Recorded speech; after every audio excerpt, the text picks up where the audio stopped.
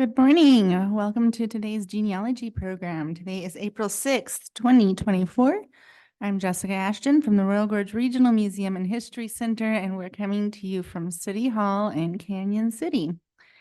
Today's topic is diving into directories. Our volunteer Terri Meeks has put together a wonderful, I'm sure, wonderful program for us. And I do want to, just before we get started, just to encourage everyone, well, to thank you for being here, and then encourage you to drop any questions, comments, ideas into the chat feature. There's the little chat feature at the bottom of the screen there. You can drop those comments in anytime throughout the program. We'll probably hold them till the end, but we love to hear back from you if something sparks an idea or a memory or a story that you want to share or a question. Go ahead and put that in there. And I will go ahead and hand this over to Terri. Good morning, and thank you for joining us today. We have become familiar with city directories, but today we're going to talk, in addition to city directories, about other kinds of directories and the information that you might be able to derive from them. So let's take a look. What is a directory, first of all? And it is simply a publication that has names, addresses, and other information about individuals, organizations, and businesses. And they are published for different reasons. And we'll take a look at some of these. These are the kinds of directories that we are going to be looking at today. Some of these categories overlap one another, but we will be looking at some of the unique aspects of each one of them. And I guess the most common directory that we are familiar with is the telephone directory. And we don't see those much anymore, but these directories give additional information. So how can we use these in our genealogy research?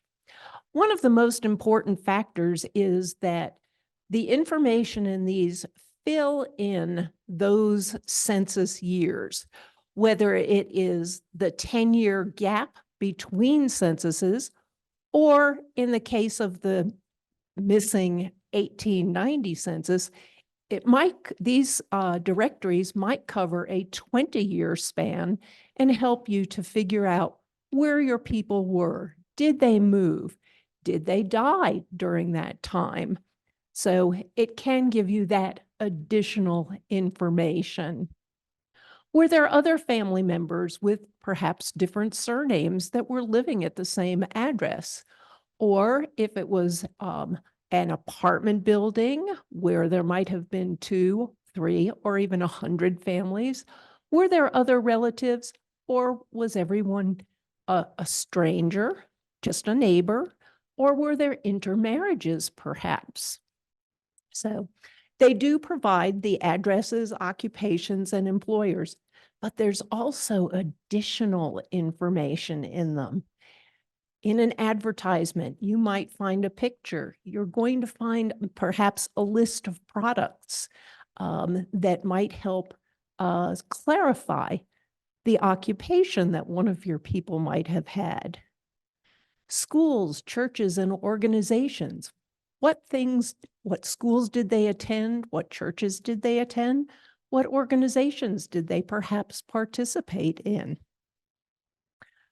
Reverse directories. In many cases, these directories do have a listing of street names and then a numerical listing of all the people that live on the street. And that is a reverse directory. So it's easy to find who were the neighbors at that time, who lived across the street. And with the history of many of the towns, street names might have been changed, and certainly addresses might have been renumbered. Many of the directories will also note whether husbands and wives' names. They will indicate if someone had passed away during the calendar year. They might record whether someone has moved to a different location outside of the city. City directories are going to have business directories in them as well. And there are separate volumes that are business directories as well.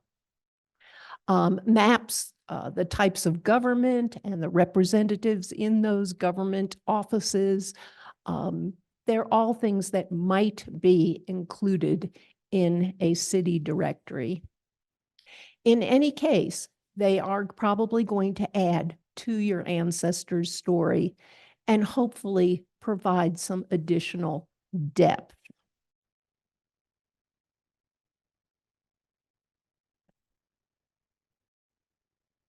One of the things that we fail to do is to look at all aspects of in particular city directories, but also directories in general.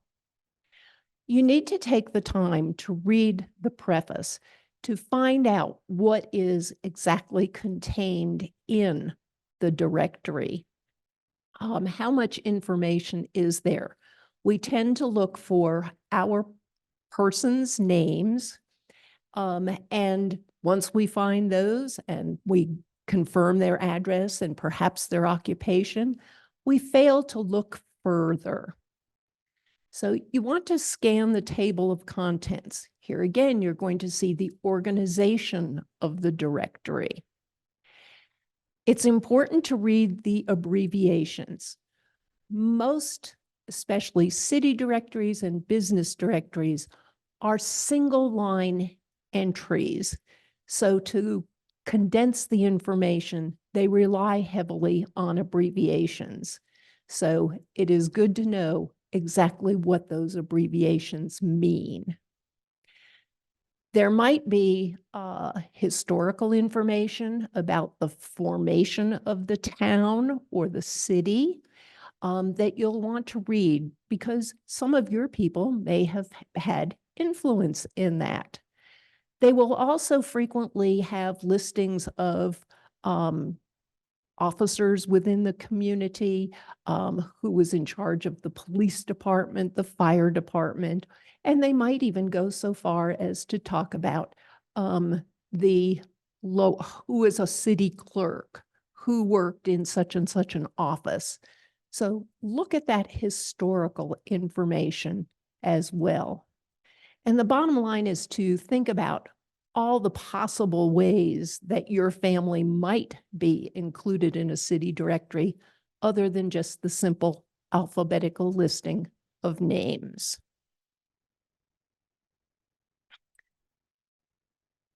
So just like I said in the basic introduction a couple of minutes ago, city directories are not necessarily the most valuable, but the most widely used.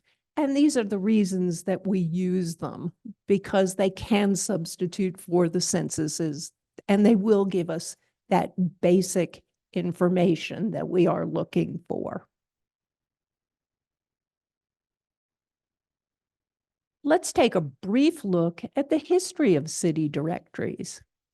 It surprised me to learn that the first one appeared in 1785. And in fact, the competition was so stiff that there were two publishers that published Philadelphia city directories in 1785, John McPherson and Francis White. And once they got going, other publishers came online and they started printing directories for other cities. Their major focus was on trade and business. And here is a screen grab for Mr. McPherson's directory for the city and suburbs of Philadelphia. And it's going to have an alphabetical list of names and places of abode of the inhabitants. And likewise, in 1785, here is Francis White's Philadelphia directory. And we have the list of contents, the table of contents. And we'll take a look at that. What was the purpose of city directories? As I said, they were designed for trade and for business. And what they were looking for is to identify the potential buyers for their products. The information in these directories was originally provided by each individual person. So they are for advertising purposes, not necessarily factual documentation. There are perhaps errors, exaggerations, etc. But just remember, it's on the information, just like in the census, is only as good as the person that is supplying it. They do record occupancy of various addresses rather than ownership. So that's an important understanding that you need to take away from these volumes. In many cases, they were published on an irregular basis, but in the large cities, New York, Philadelphia, Chicago, they were published annually, and you can follow where your people lived every single year.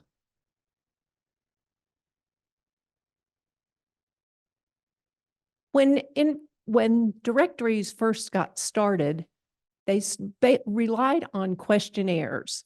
They had flyers that they sent out door to door and asked people to complete them. They were sent in, and if they were not sent in a timely manner, they might have been excluded, or they might have been published in a section of additions, and in succeeding years might also be found under corrections. In later years, the questionnaires were actually mailed, but in today's world, they use data from telephone books, which have also gone by the wayside, and they are using property assessor records and other public information sources.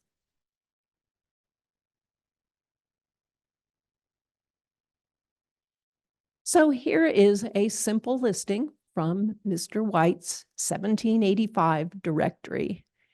And we just see an alphabetical listing with the occupation of the person and where they were living.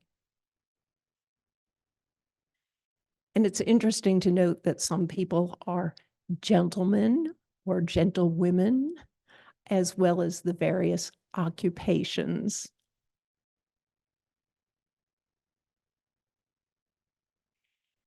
In the directory, it also gives information about the government. Who were the assemblymen? Who were the Supreme Executive Council? And various representatives from other states as well.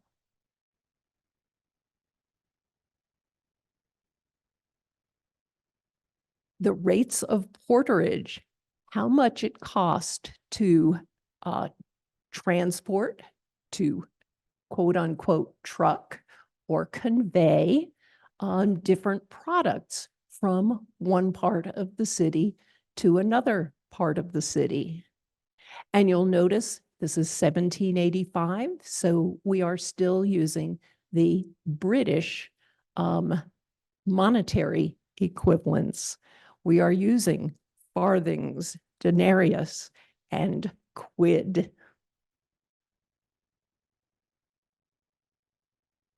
And who was Francis White? Apparently, he was a financier, a real estate agent. He dealt with money. He buys and sells continental money, state money, depreciation certificates, final settlements. He advances money and certificates to country people. He buys and sells on commission, houses, farms, lots, and plantations. So he seemed to be a mover and a shaker. So let's move forward a little bit and see how city directories can fill in some of the information that you might look for in your own family. In this particular example, I am looking at James McMulkin, who was a grocer on 4th Street at the corner of 3rd in South Troy. And his house is at the same location. In the 1860 census, we have James McMulkin, and he is still a grocer with his family. In 1862, he's down at the bottom, and he's a constable. He's still living at the exact same address.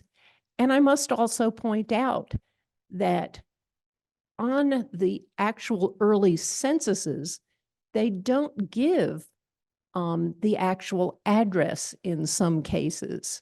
So the fact that the city directory fills in that he was living on 4th Street at the corner of 3rd is important information. And in 1870, he's back to being, once again, a grocer.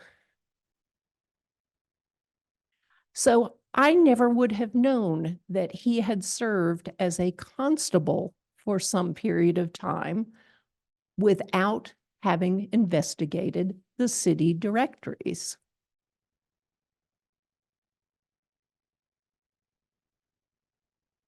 And here he is at the top in 1872, and he is still listed as a grocer. Also, constable, but it's from the city directory that I'm learning this information.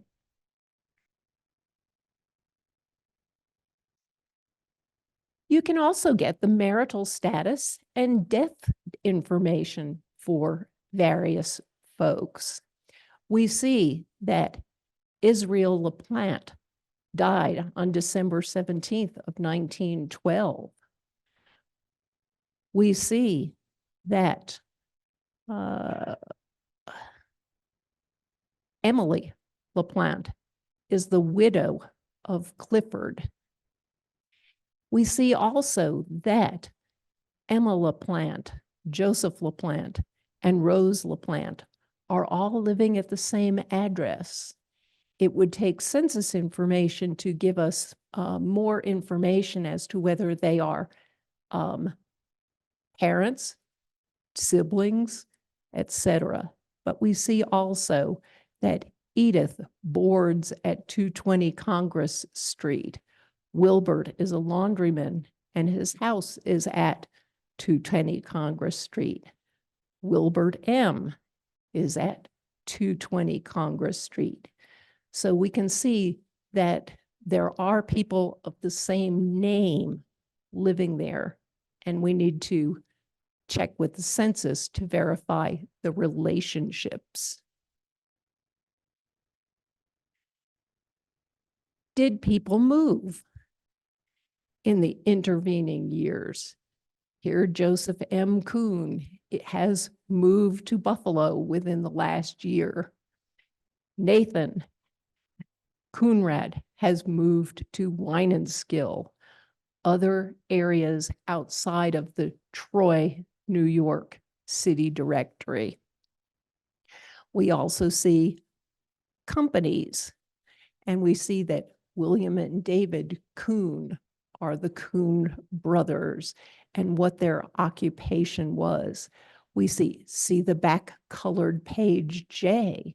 So they probably had an advertisement in the city directory that gave more additional information about their business.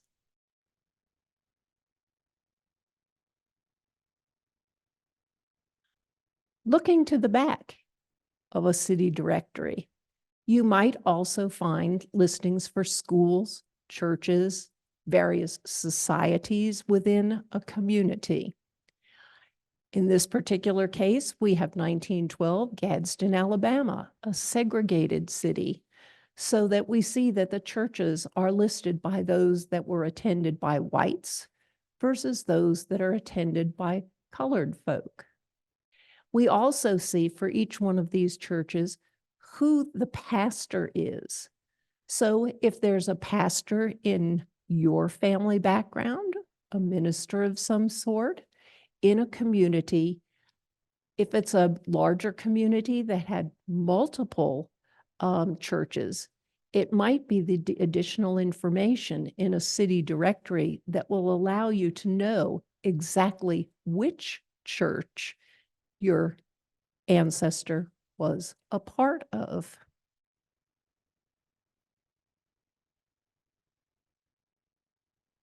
I mentioned reverse directories. This is the way that they are set up. They take a street and they go numerically through each one of the addresses along the street.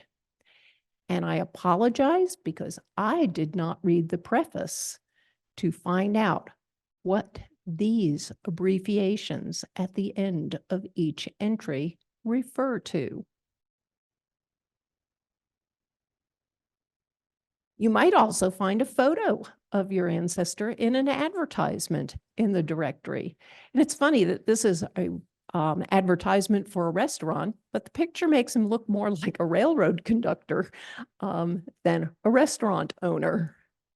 But you never know what you might find in a city directory.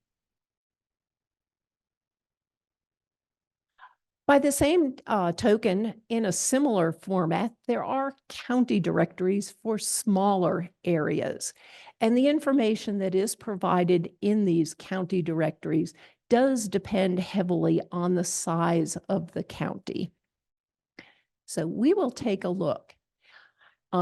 Here is a more recent 1938 Putnam County, New York directory. And it starts with a history of the community and how it was founded in 1691. It was purchased from the Indians, just like Manhattan Island. So some interesting background, especially if your people were there that early. It does have the listing of county officials, excuse me. So you never know, your person might have been a farmer or a townsman who owned a local business, but they might have also served in some form of county role in 1938.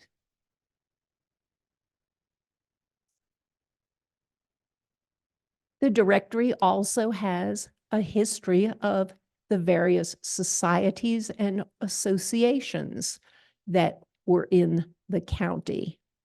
And it usually gives boards of directors, officers, and perhaps some members that were in each one of those associations or societies.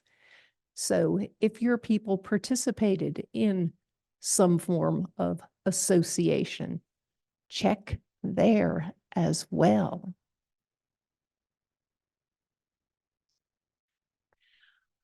For extreme rural areas, here again, you want to look at the front to see how the information is organized. This directory gives the wives' names, the number of acres that they own, whether they are the owner or a renter, what route number they are on. This is a rural directory. And the distance and direction from town, their phone numbers. And we're going to look at this because there's one piece of additional information that I found very, very humorous. So here we do have a selection from the rural directory, and we see that Miss Millie Glaves lives on Douglas. in its Route 3, and she's 5 miles northeast of town. William and Ella live also on Douglas, Route 3, 5 miles northeast of town. And here's their telephone number, which was interesting to me. They are owners of 160 acres, and they have a Ford, the cars that the people drove. And the Ford dealership must have been very popular in this town because several of them are listed as being owners of Ford, except this one person is a Studebaker owner. So, but we see whether they rent and how many acres they rent. The phone numbers, which to me were very, very interesting. Having lived in a rural area when I was a child, I remember our phone number, and we did have a letter, but we didn't have the number after the letter. So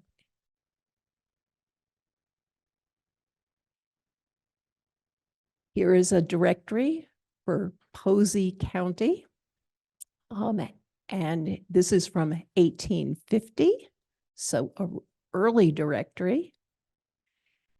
And by looking at the contents, we see that there is the history of each of the communities within Posey County. We also get some biographical sketches of some of the people that were in the community. So check out the smaller, look for the community, the smaller county directories as well. Just because your people didn't live in a large city doesn't mean there isn't one in some way covering them. And here we see this typical alphabetical listing of people that are in the county. And you will notice that many of them, several of them, are in dark letters. And that just simply indicates that they were sponsors of the directory and that they might indeed also have an advertisement within the directory. So look for those further pictures. Usually in the table of contents, there will be a separate table listing for those that are sponsors or advertisers in the directory, and it will point to the page number that their advertisement appears on.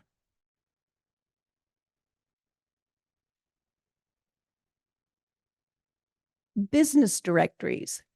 These are very, very similar to the city directories and the business department section within the city directory.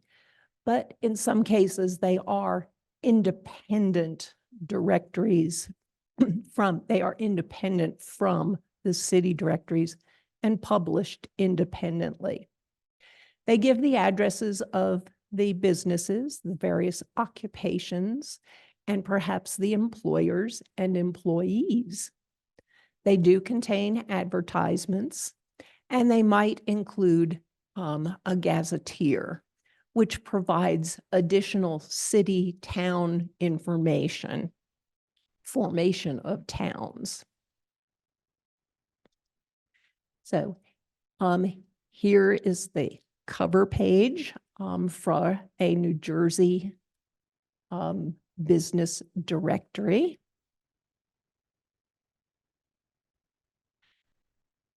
And we see how it's an alphabetical listing of the actual type of business. And then under each one of those, we have the alphabetical listing of business owners.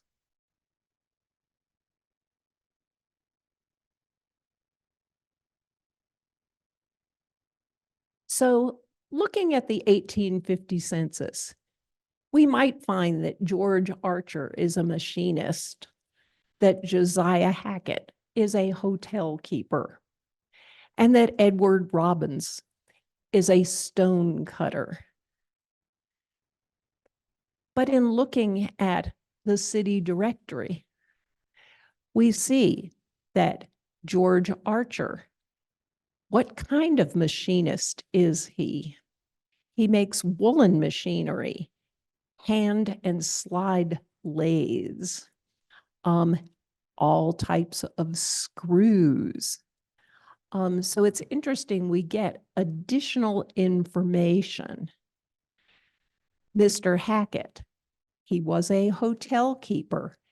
He operated the Nilsson House and Stage Office. And he has very upscale accommodations, apparently. And he provides free carriage rides for passengers from the ships as well as from the bathing areas. And Mr. Robbins, he was a marble mason, not just simply a mason. And we have the listing of the types of products that he actually works with in his shop. So we get that fine detail and that additional information that adds to your family member's story.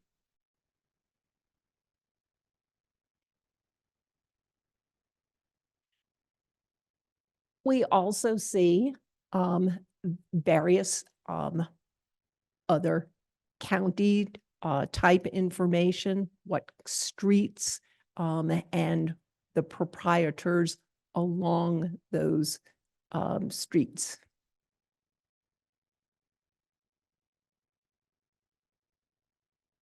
Here is a Minnesota gazetteer, which also includes the Dakota Territory from 1880-81. And we see the formation of different towns.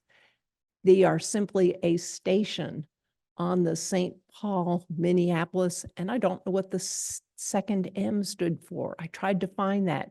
For the most part, I found St. Paul, Minneapolis, and Omaha Railway. Couldn't find what that second M was. Might be Mankato. But we find the description of the community. The population was only 25, but what they were exporting from their community. They get mail twice daily. And we find who the postmaster was in this small community. We also find who merchants might have been in this small community.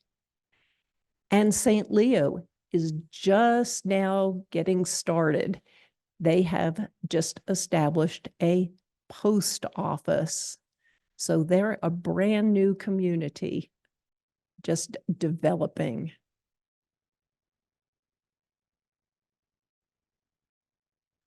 We also find D.L. Kale, superintendent of schools, in the census. But in the city directory, we see that there is a state normal school. Is that where he actually worked? It turns out that yes, indeed it was. He was the principal for the ladies' home of this school. And the description goes on to talk about how the school was organized and that the students had to work 30 minutes a day to earn part of their tuition for their learning. So that additional layer of information that adds so much to your person's life.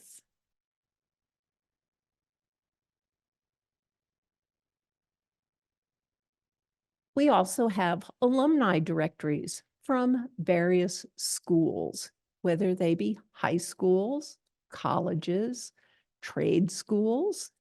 The military does also issue alumni directories from some of their various programs as well. So here again, they're going to provide the basic data, the addresses, the occupations, and perhaps employers, and the dates since graduation from that institution. But some of them will include much more. Here we see the various census informations for Mr. Robert Brokaw, starting in 1950, where he is an older gentleman, 66 years old. He's widowed, and he's working as a janitor. But if we look back each of the succeeding years, we see that he was an electrician and did some rural electric work. In his Ohio 100th anniversary alumni directory, we find that Mr. Robert Brokaw graduated in 1906, and that, yes, he did serve in rurals as a rural service engineer for 31 years. But the additional piece of information is that he served 7 terms as the mayor of Quincy, Michigan. So additional information that never appeared in the census.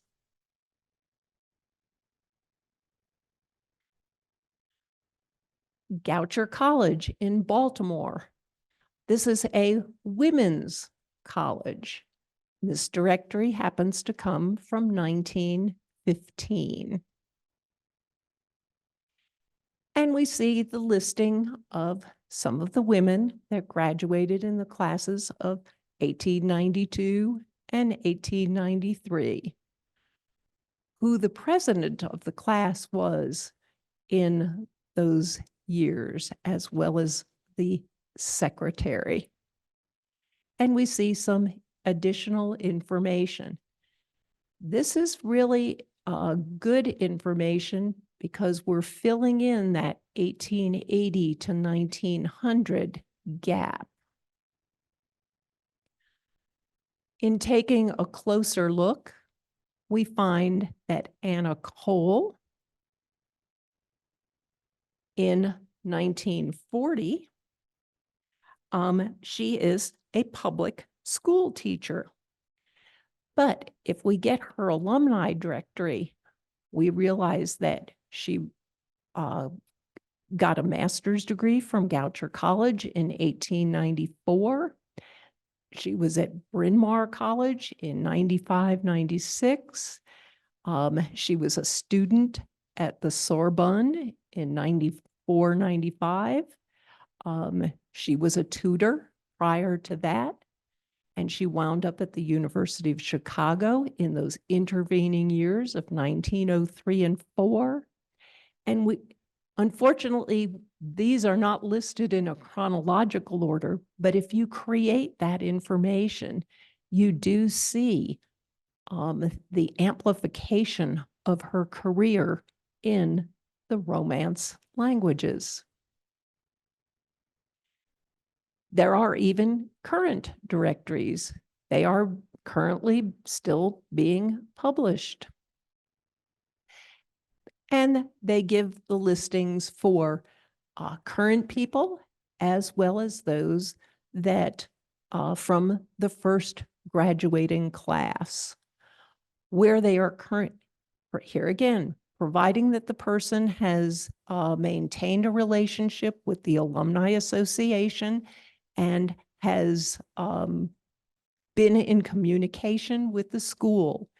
You will find their information, where they are living, what they are currently working at, and perhaps some family information as well.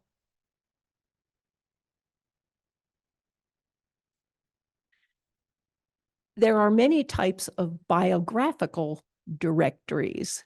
We have seen in a county directory, for example, that there were a couple of biographies contained within those.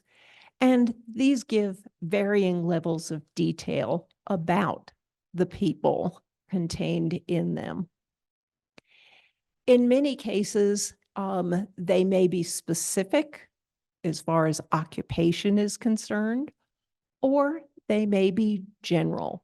This is a general one from the state of New York in 1900. And we see listings, alphabetical listings, where people were born, where they might have been educated, the organizations that they belong to, who they might have married, etc. So let's take a closer look.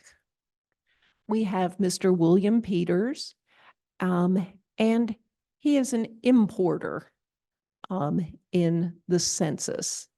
But we find out from this directory that he is a merchant in New York City. He lives in New York City.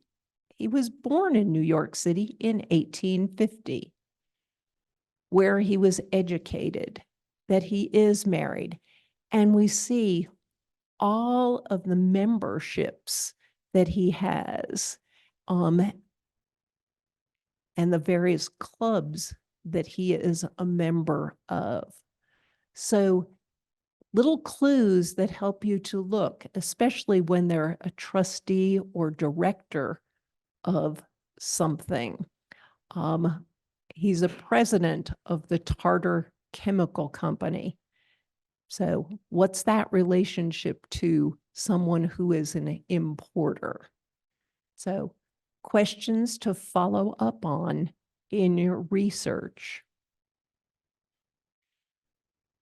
Here is one that is specifically for medical personnel.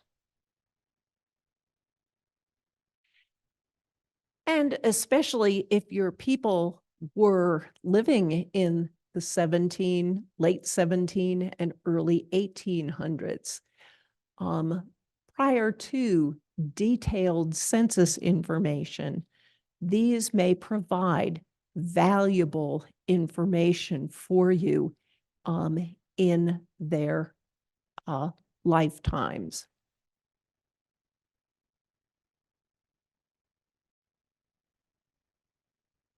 Here is another one for the medical profession. And this one we actually get photographs in. So priceless pieces of information, perhaps.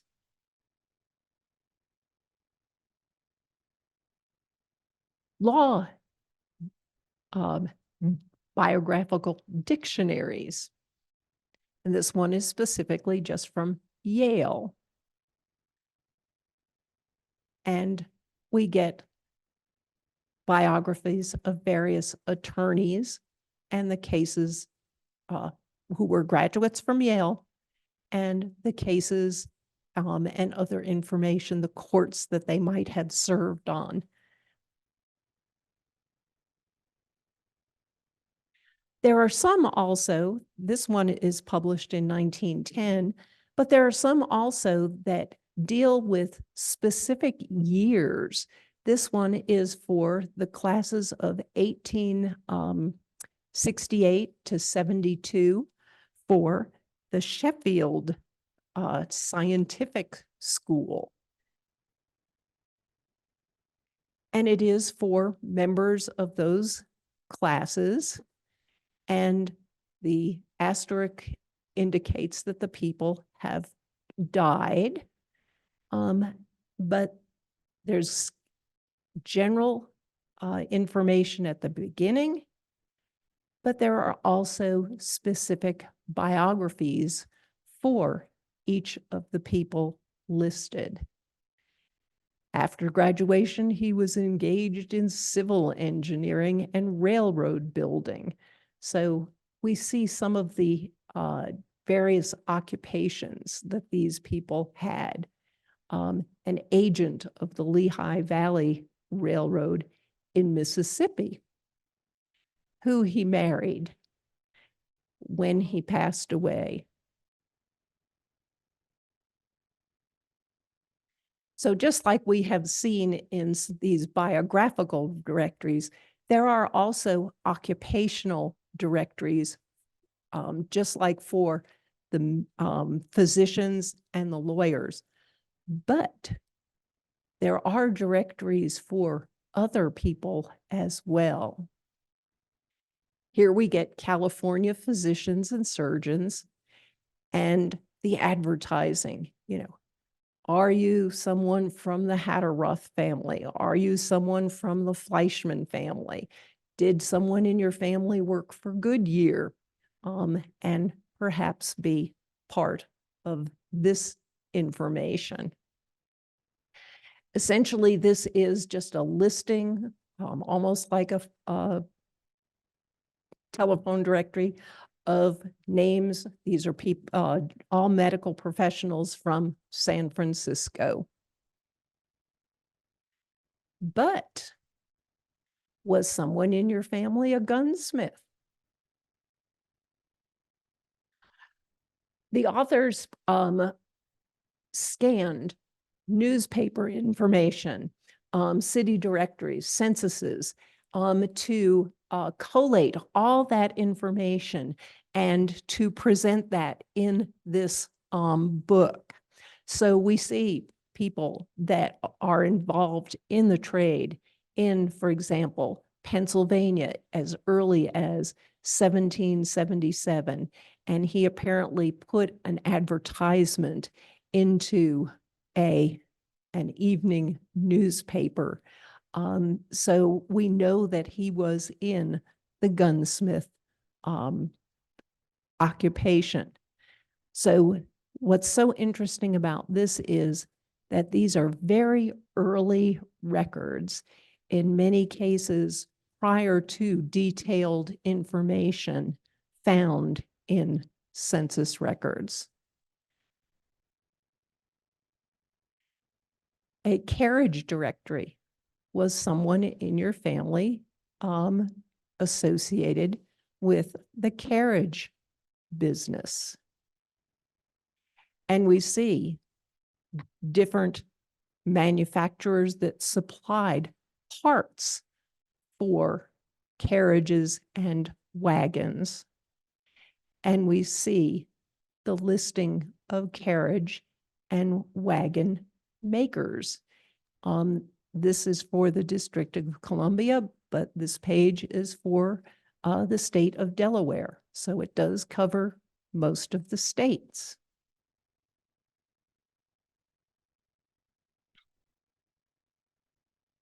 And those of us in the 20th and 21st century are familiar with who's who directories.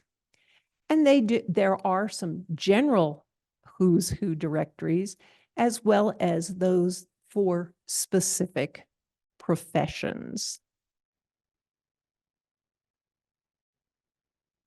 So here's one that we have for South Dakota.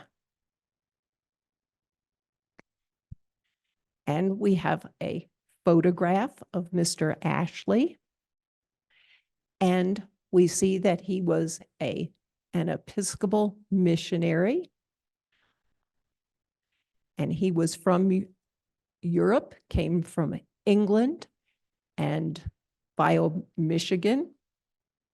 And now he's in the Dakotas. And he left Europe and had come to America to spread learning and the gospel truth among the strange red men when Columbus, whom Columbus had first discovered.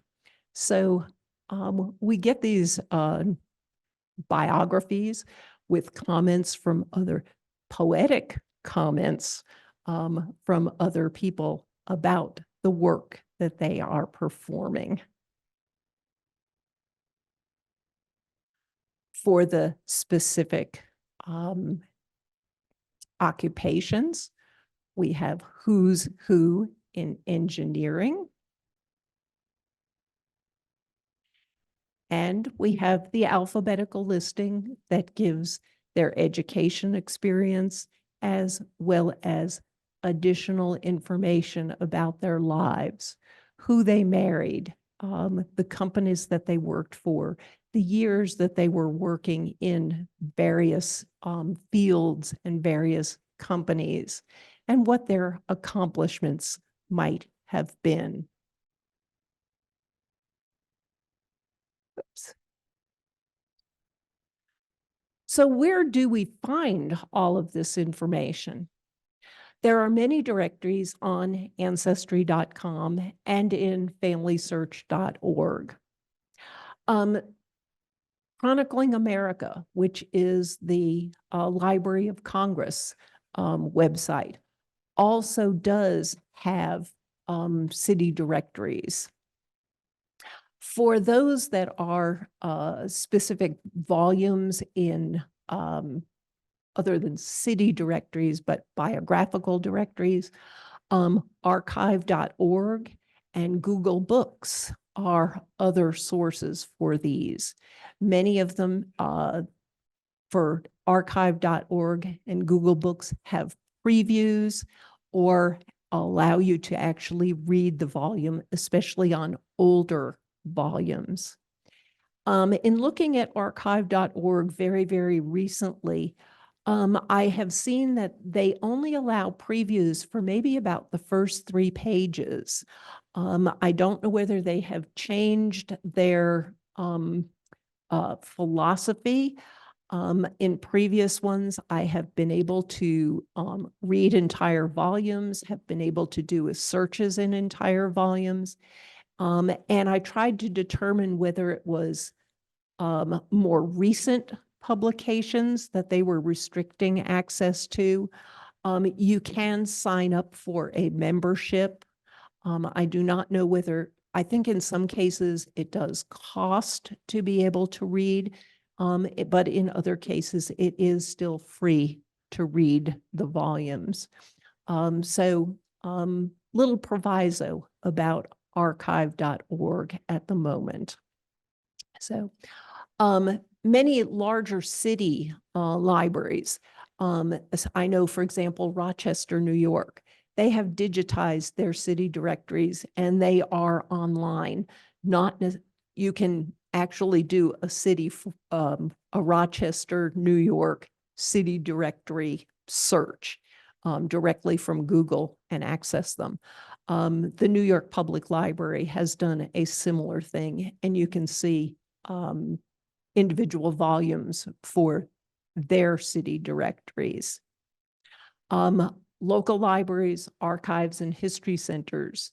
Our Canyon City, the Royal Gorge Regional Museum and History Center does have a vast collection of city and business directories.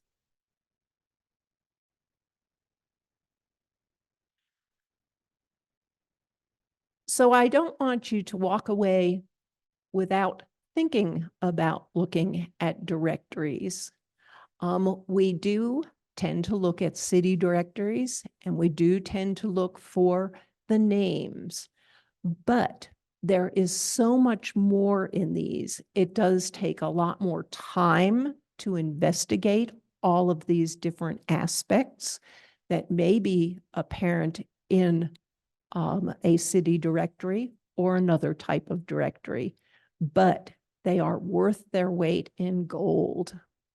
Not only do they fill in that those between years, especially 1880 to 1900, but there, as you might have seen this morning, there is so much additional information to add to your person's life history. So look beyond that name list and see if there are clues that will lead you to other research and other in-depth knowledge. So with that, I will conclude this morning. I do not see any questions. So